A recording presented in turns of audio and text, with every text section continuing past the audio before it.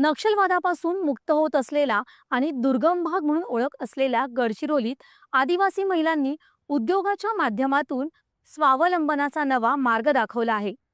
एटापल्ली तालुक्यातील जीवनगट्टा या अतिदुर्गम गावातील महिलांनी मोहफुलाच्या गोडव्याला उद्योगाचं रूप देत लाखो रुपयांची वार्षिक उलाढाल गाठली आहे. आदिवासी लक्ष्मी महिला बचत गटाच्या माध्यमातून उभा राहिलेला हा उद्योग आज शेकडो आदिवासी महिलांसाठी रोजगाराचं साधन ठरत आहे.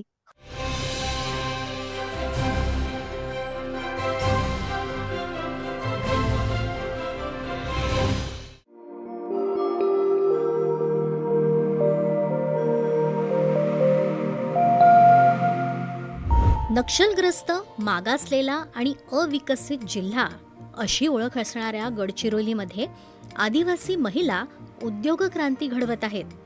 गडचिरोली जिल्ह्यापासून 160 किलोमीटर अंतरावर असलेल्या एटापल्ली तालुक्यात जीवनगट्टा इथे मोहफूल प्रक्रियेचं प्रशिक्षण घेऊन त्यांच्या प्रवासाची छान सुरुवात झाली आहे.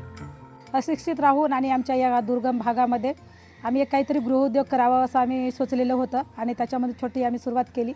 आज एवढं दुर्गम की आमच्याकडे दळणवळणाची सुद्धा साधनं नसता वेळी तरी आमच्या महिलांनी हार न मानता खूप स्ट्रगल केलेलं आहे आणि आमच्या गावातील 35 लोकांना रोजगार प्राप्त झाला आहे, महिलांना रोजगार प्राप्त झाला आहे आणि अशीच आमची अपेक्षा आहे. आमच्याकडे जास्तीत जास्त महिलांना रोजगार प्राप्त झाला पाहिजे आणि आमची इच्छा आहे की आमचा मानस आहे आम्ही जास्त महिलांना रोजगार देऊ आणि गडचिरोली जिल्ह्यामधले भामरागड, कोरची आणि धानोरा अशा 3 तालुक्यांमध्ये आमचे बाई युनिट तयार करून बचत गटांना रोजगार देऊ आणि तिथले पण लाडू आमच्याकडे आता येऊन राहिले आहेत कोरचीवरून आणि परत पण पुढच्या वर्षीसाठी आम्हाला जे काही प्रोजेक्ट मंजूर झाले त्यामध्ये आम्ही त्यांचे पण लाडू घेऊ. महाराष्ट्रच नाही तर इंटरनॅशनल लेवलपर्यंत ते प्रोडक्ट घेऊन गेले आहे. शिमल्यासारख्या याच्यामध्ये दिल्ली, नोएडा आणि हैदराबाद, आंध्र प्रदेश अशा विविध शहरांमध्ये जाऊन आपलं प्रेझेंटेशन देऊन आमचं विक्रीचं काम करत आहेत. मोहफुलापासून तब्बल 24 प्रकारचे पदार्थ तयार केले जातात. या उत्पादनांना स्थानिक बाजारपेठेत मोठी मागणी आहे. जिल्हास्तरीय प्रदर्शनात प्रथम क्रमांक मिळवून आपल्या गुणवत्तेची छाप पाडणाऱ्या महिलांनी आत्मविश्वासाची भरारी घेतली. आज या गटातल्या महिलांचं मासिक उत्पन्न 50,000 रुपयापर्यंत पोहोचलं आहे.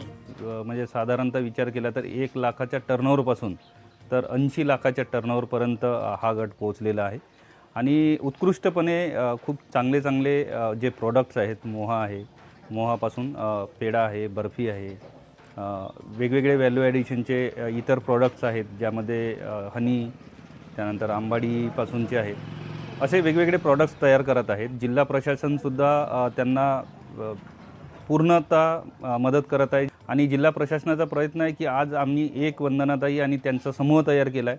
असेच वंदनाताई आम्हाला पूर्ण जिल्ह्याभरामध्ये कसं तयार करता येईल यासाठी जिल्हा प्रशासन आणि जिल्हा परिषद उमेदच्या माध्यमातून आमचा प्रयत्न असणार आहे.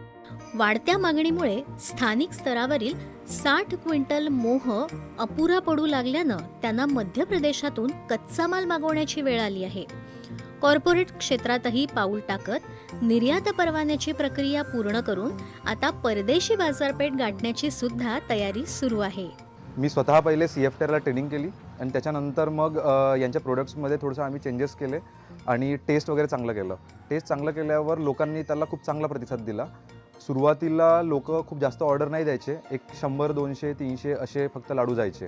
पण जसं जसं आम्ही त्याला पॅकेजिंग चेंज केल्यावर मग जसे आम्ही एक्झिबिशन्स टार्गेट करणं सुरू केलं तेव्हापासून मग ऑर्डर्स वाढत गेलेत. आम्ही एक्झिबिशन्स म्हटलं तर वर्ल्ड फूड इंडिया, त्याच्यानंतर जे मुंबईला मोठे एक्झिबिशन्स असतात, प्रायव्हेट एक्झिबिशन्स, तिथे वगैरे आम्ही असतो. विशेष म्हणजे उद्योगासोबत सामाजिक बांधिलकी सुद्धा या उपक्रमातून जपली जात आहे. गडचिरोली जवळच्या आश्रमशाळांमध्ये विद्यार्थ्यांच्या आहारात मोहफूल लाडूंचा समावेश करून कुपोषणाविरुद्ध लढा देण्याचं काम सुद्धा या गटानं हाती घेतलं आहे. नक्षलग्रस्त भागात महिलांनी उभा केलेला हा उपक्रम राज्यभरातच नव्हे तर देशभरात आपला ठसा उमटवत आहे. दूरदर्शन बातम्यांसाठी ओम प्रकाश सुनारकर, गडचिरोली. कम्युनिटी व्हिडिओ पत्रकार आणि